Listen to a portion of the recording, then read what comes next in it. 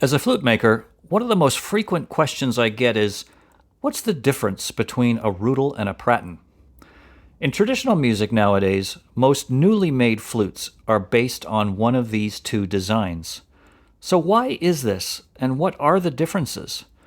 Let's put things into context with a quick look at the history, and then grab our vernier calipers and geek out with a close look at the actual design of each.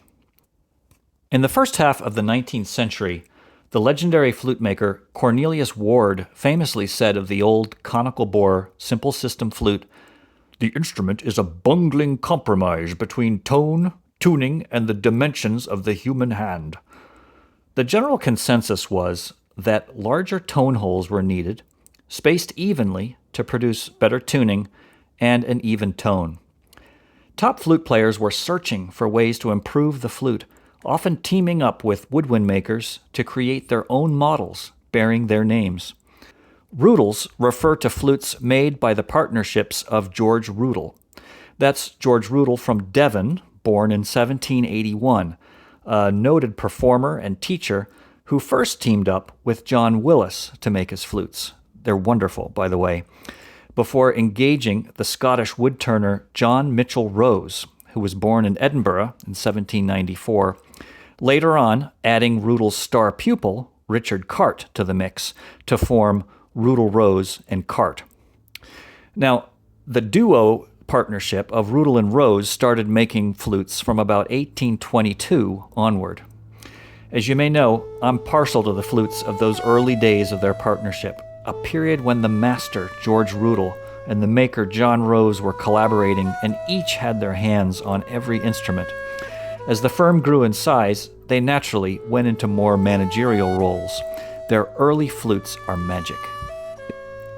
Around 1845, a beefy young lad from Bristol, Robert Sidney Pratten, was making a name for himself as a dynamic player and personality. His own flute was one made by Abel Sikkema, made in 1842. He also wanted to create his own design featuring bigger holes and teamed up with Thomas Boosey to make Pratten's perfected flutes in the mid-1850s. So when you hear Boosey's and Pratten's, that's the same design. Now, this is all interesting, but let's look under the hood at how the designs of the two clear winners, Rudall and Pratten, are different, and the resulting playing characteristics with some pros and cons of each. In order of importance, the most consequential elements of the designs are the bore. The sounding length of both flutes are about the same. An inside diameter of the head is cylindrical for both the Rudall and the Pratten, and both have the same diameter, roughly. Both flutes become conical below the barrel. At the top of the upper joint, the Pratten has a long one-piece middle joint for all 6 holes, whereas the Rudall has an upper joint for the left hand and a lower joint for the right hand. You might be surprised to know that the Pratten bore typically has a slightly smaller interior diameter than the Rudall. It's a straighter cone, smoothed out, whereas the Rudall bore is more complex, with areas that have a steeper slope and even flare out at the sockets. The one-piece middle joint of the Pratten is stronger and less likely to leak. However, the two-part body of the Rudall creates a dynamic area at the halfway point down the flute, creating some resonant overtones in the sound. The holes are definitely bigger on the Pratten, and when I see them, especially that 10mm number 5 hole, I think about Pratten's big meaty mitts, and it makes perfect sense. The hole layout on the Pratten has the distance between the holes on the right hand a little more compressed to help with covering the holes, but the distance between the two hands is a little larger on the Pratten, and that's an acoustic compromise affecting response and intonation. Now, from the very beginning, Rudall and Rose offered a variety of tone hole sizing, from small, medium to large, and in the end, the size of the holes make less difference in overall volume than you might think. Embouchure holes are highly dependent on the maker and the preferences of the player. But if we were to generalize, the embouchure hole is generally a little longer oval on the Pratten, and the head is typically a little bit fatter, giving a taller chimney height. The Rudall models tend to have a slightly shorter chimney height, and because of these differences, the Rudall can generally be played with a more concentrated airstream, while the Pratten tends to suit players who want to use a lot of air.